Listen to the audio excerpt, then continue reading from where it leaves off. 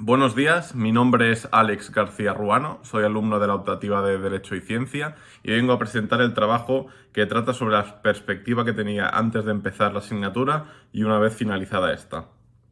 Para empezar, debo decir que antes de empezar la asignatura yo relacionaba la palabra ciencia y por lo tanto el nombre de Derecho y Ciencia con un laboratorio. Ya puede ser porque en mi época de estudiante de instituto y bachillerato tenía muchos compañeros que cursaban asignaturas científicas y que pasaban mucho tiempo en el laboratorio. Entonces yo relacionaba esto con, como puede ser escenas de película como donde salía la policía científica buscando rastros de ADN, huellas, marcas de agresión, etc. Entonces, lo primero que se me venía a mí a la mente al pensar en el nombre de la asignatura era que probablemente íbamos a buscar de qué manera estas pruebas que se desarrollaban en laboratorios podían inclinar un caso a favor de una parte u otra. No obstante, ya desde la primera clase vi que esta asignatura iba a tener un rumbo muy diferente al que yo me esperaba. Iba a ser una asignatura de mucho debate y en el que se iban a tratar por los diferentes temas con casos. Ya para dar un repaso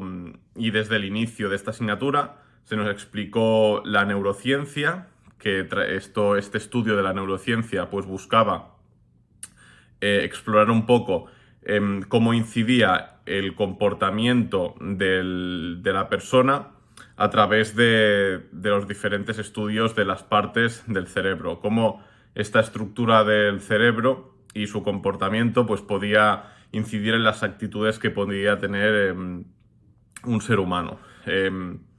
Fue muy interesante, por ejemplo, el caso Píoz, también lo fue el caso de Marta del Castillo, que la verdad es que me interesó mucho, ya que yo recuerdo que cuando era pequeño, en las noticias del momento, solo hacía que salir este caso de Marta del Castillo. También se revivió mucho el caso con el documental de Netflix y entonces me pareció muy interesante que a través de la neurociencia pues se pudiera como instalar estos electrodos en la cabeza del asesino de Miguel Carcaño y sustituir estos detectores de mentiras tradicionales.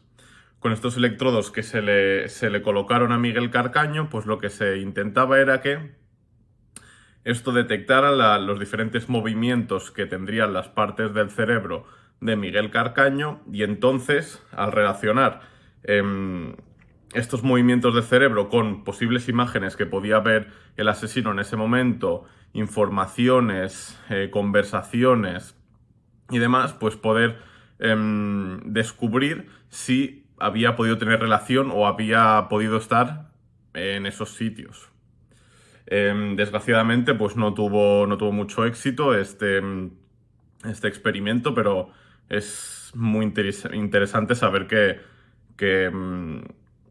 se intentó llevar a cabo. También me pareció muy interesante el experimento Olivet. En segundo lugar, pasamos a la bioética, que la bioética es aquella que proporciona un marco ético para tomar decisiones en el ámbito de la salud y que el derecho mismo pues, puede establecer límites o normas en esto mismo. Fue muy interesante en el ámbito de la bioética la tecnología CRISPR, que es una tecnología de edición genética para evitar pues que los descendientes puedan salir con posibles enfermedades o demás. Se trató el ejemplo de la diabetes, cosa que a mí la verdad es que me llamó mucho la atención porque yo soy diabético. Y también se nos explicó que esta tecnología CRISPR tenía dos vertientes, la de la salud y la eugenésica. Y pues se planteó el debate o la pregunta de si esta tecnología CRISPR iba a provocar como una raza humana superior y que esta raza humana superior obviamente iban a ser aquellas personas o aquellos sectores con más alto poder adquisitivo. Bueno, también se habló de la inteligencia artificial, que yo creo que fue uno de los temas que más interesó a la clase en general, ya que en los últimos meses ha tenido mucho impacto en las redes la irrupción del ChatGPT. está causando furor y está siendo, pues la verdad es que muy revolucionario. También se explicaron casos muy interesantes como la aplicación de inteligencia artificial llamada Weavers, que da la facilidad de crear acuerdos telemáticos en lo que se refiere a demandas de divorcio en Estados Unidos, que es un tema, las demandas de divorcio, que en Estados Unidos siempre ha tenido una gran importancia y que ha traído muchos beneficios a los abogados y que por lo tanto está dando un gran impacto en el país. También se trataron temas como el sistema de puntuación que existe en países como China, que califica a los ciudadanos respecto a sus acciones